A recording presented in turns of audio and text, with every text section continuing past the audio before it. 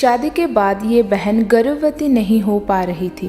फिर इन्होंने आईवीएफ करवाया और इनका आईवीएफ फेल हो गया था।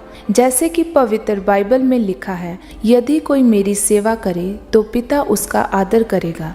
यह वचन इनके जीवन में पूरा हुआ और परमेश्वर ने इन्हें बच्चे के साथ आशीषित किया। और मैरिज के 2 महीने बाद ही मेरे पेट में काफ़ी सीवियर पेन रहने लगा। स्कैन किया तो दोनों ओवरीज में मल्टीपल रसौलियाँ थी और उन्होंने कहा कि आपको सर्जरी करा लेनी चाहिए जल्द से जल्द। और आपकी जो ओवरीज में जो एग्स थे वो सारे डैमेज हो गए। तो एक ही ऑप्शन बचता है आपके पास कि आप आईवीएफ करा लो।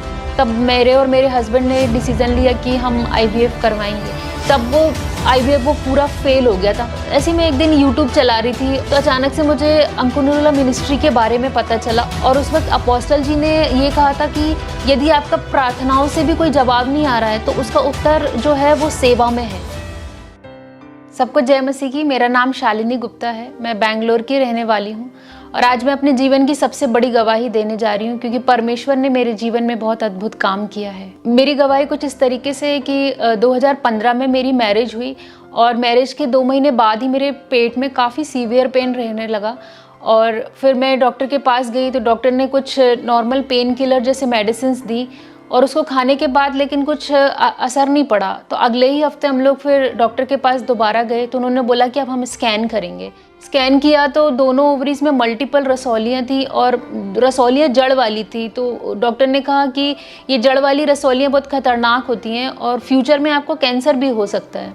तो उन्होंने कहा कि ये हम सजेस्ट करेंगे कि आपको सर्जरी करा लेनी चाहिए जल्द से जल्द, वरना आपके ओवरीज को हमें निकालना पड़ जाएगा हमेशा के लिए।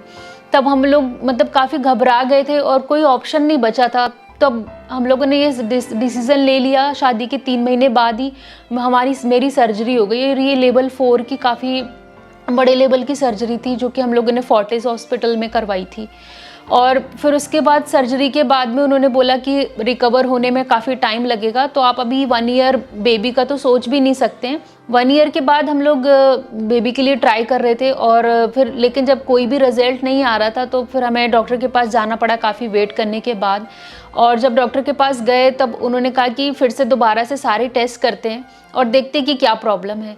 फिर जब उन्होंने दोबारा से सारे टेस्ट किए तो उन्होंने बोला कि आपके जो ट्यूब्स हैं वो इतनी हाई लेवल की जब सर्जरी हुई थी तो आपके ट्यूब्स जो हैं वो अब नॉन वर्किंग हो गए और आपकी जो ओवरीज में जो एग्स थे वो सारे डैमेज हो गए। अब वो मतलब एग्स बहुत ही कम है और है भी तो जो वो काम ही नहीं कर रहे हैं, वो आपके एग्स पूरे डेड हैं।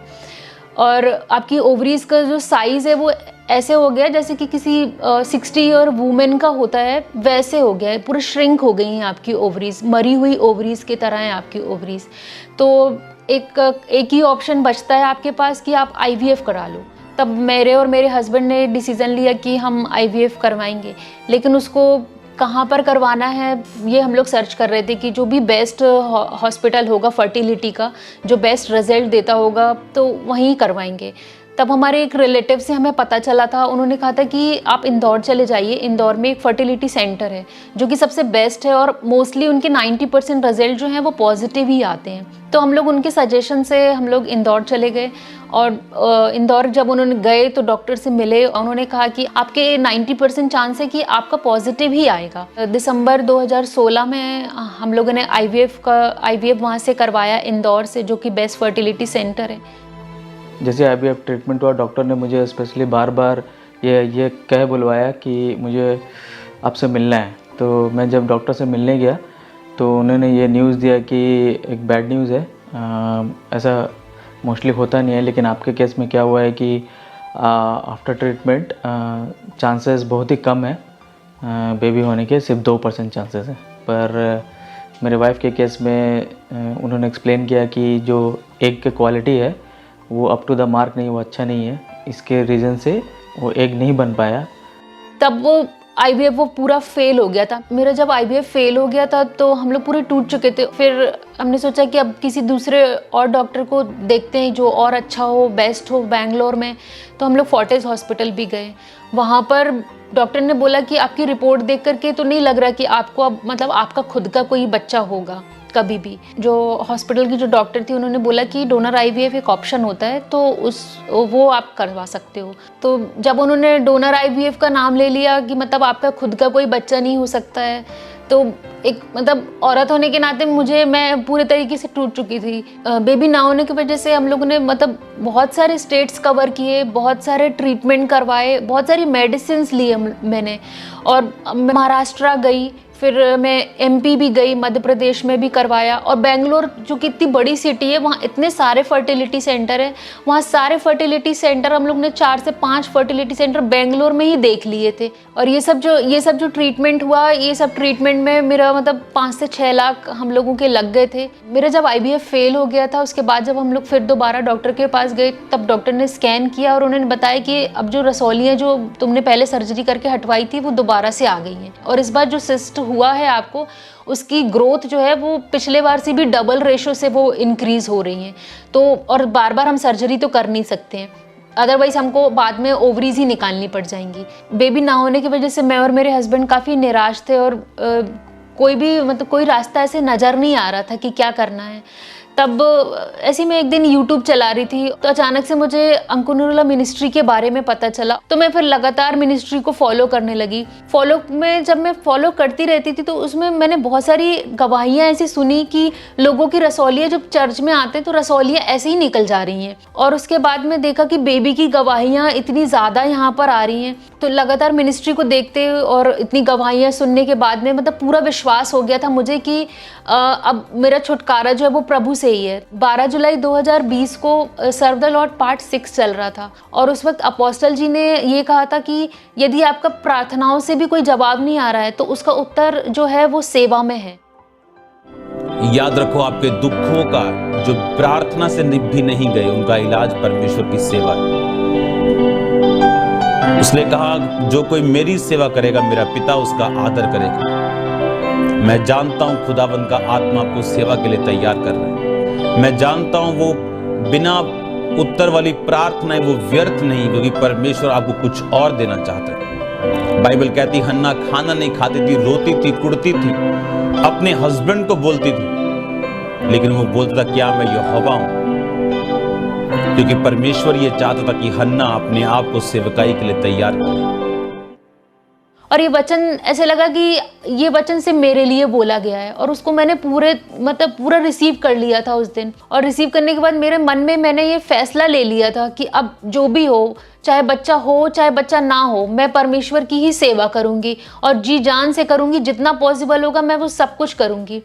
तब उसी रात को जब मैं रिसीव करने के बाद और अपना पूरा मन बनाने के बाद में जब मैं सोने को गई, तो मुझे परमेश्वर के दास, एक एंजल के रूप में परमेश्वर के दास मेरे सपने में आए, और उन्होंने मेरे सिर पे हाथ रख करके बोला कि सिस्टर शालिनी, अब जब तुमने सेवा में आगे बढ़ने का फैसला ले लिया है, तो परमेश्वर तुम्हें जल्द से जल्द बच्चे से आशीषित करेगा। वो सपने को रिसीव करने के बाद जब मैं सुबह उठी, तो मतलब ऐसे लगा कि पूरी मतलब मेरा ज़िंदगी जो है शायद पूरी तरीके से बदल चुकी, और एक ऐसा बोझ आ गया था कि मुझे लग रहा था कि अब मैं चुप नहीं रह सकती हूँ, और मुझे इवेंजलिज्म करना है, मुझे लोगों को बताना है कि परमेश्वर कैसे काम करता है, और उसके किंगडम को बढ़ाने के लिए, उसके इवेंजलिज्म को मतलब और भी ज़्यादा बढ़ाने के लिए मैं जो भी कर सकती हूँ वो मैं करूँगी। और अपने बीजों को लगातार पूरे ईमानदारी के साथ में मतलब मैंने बोना शुरू कर दिया था, और बस ये लगता था कि यदि कहीं ब्रांच की भी अनाउंसमेंट होती थी, तो मैं बस ये लगता था कि ये ब्रांच में मुझे अपना बीज बोना है। और कोई भी माइटी बेन, अनुग्रह टीवी, मतलब कुछ भी अनाउंसमेंट होती थी, मुझे लगता था कि इसके लिए मुझे बीज बोना है। इवेंजलिज्म बाइबल बंटना है, सबको प्रचार होना है, और इवेंजलिज्म के लिए टीम जाती है, उसके लिए भी कुछ देना है, आप चाहते हैं कुछ देना, तो मुझे बस लगता था कि नहीं, ये मेरे लिए बोला गया है, तो मैं उसको रिसीव कर लेती थी, और उसको जैसा बोला जाता था मैं उसको कर देती थी। उस वर्ड ऑफ गॉड को रिसीव करने के बाद और उस विजन को रिसीव करने के बाद में परमेश्वर ने तो मेरे लिए मतलब आसमान से पूरे झरोखे को खोल दिया, और मेरे लिए अपरंपार आशीषों की वर्षा कर दी। और जैसे ही 15 दिनों के बाद जब मैंने अपना प्रेगनेंसी का टेस्ट किया, तो वो पॉजिटिव आया, और मैं और मेरे हस्बैंड मतलब फूले नहीं समा रहे थे, इतने ज़्यादा खुश थे, और लग रहा था कि किस किस को बता दें ये गुड न्यूज़, सबको बताना चाह रही थी, क्योंकि वो पहली बार वो 2 लाइनें मैंने अपनी ज़िंदगी में देखी थी कि वो 2 ब्लू लाइनें कैसी होती हैं। वो ब्लू लाइनें वो देखने के बाद में और इतना ज़्यादा परमेश्वर का धन्यवाद कर रहे थे क्योंकि उसने बिल्कुल हन्ना की तरह मेरी सुधि ली थी। और बेंगलोर आने के बाद ही हम लोग 10-15 दिनों के बाद जो हम लोग फिर डॉक्टर के पास, जो पुराना मेरा ट्रीटमेंट जो डॉक्टर कर रही थी, हम लोग उसी हॉस्पिटल में वापस उन्हीं डॉक्टर के पास में गए। जब मैं जैसे उनको मैंने बताया कि मैं प्रेग्नेंट हूँ, तो वो इतने ज़्यादा शॉक्ड हो गए थे कि ऐसे कैसे हो गया, क्योंकि आपको तो नहीं होना था ना बेबी। फिर तब से वो मेरे बेबी को मिरेकल बेबी कहती हैं, क्योंकि कहती है आपका तो बेबी होना नहीं था, आपके बेबी का नाम ही मिरेकल बेबी है।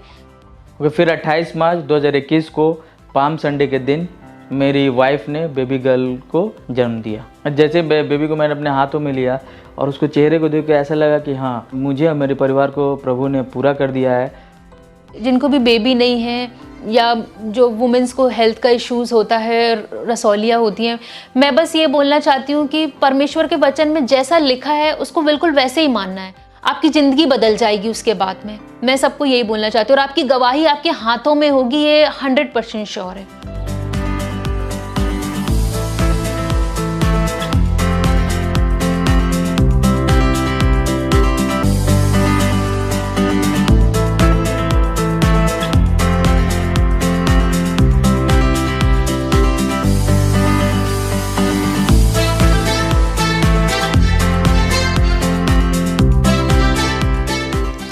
इस बड़ी और अद्भुत गवाही के लिए मैं परमेश्वर का धन्यवाद देती हूँ और परमेश्वर के दास का भी धन्यवाद देती हूँ, क्योंकि परमेश्वर का वचन मेरी जिंदगी में जिंदा हुआ है।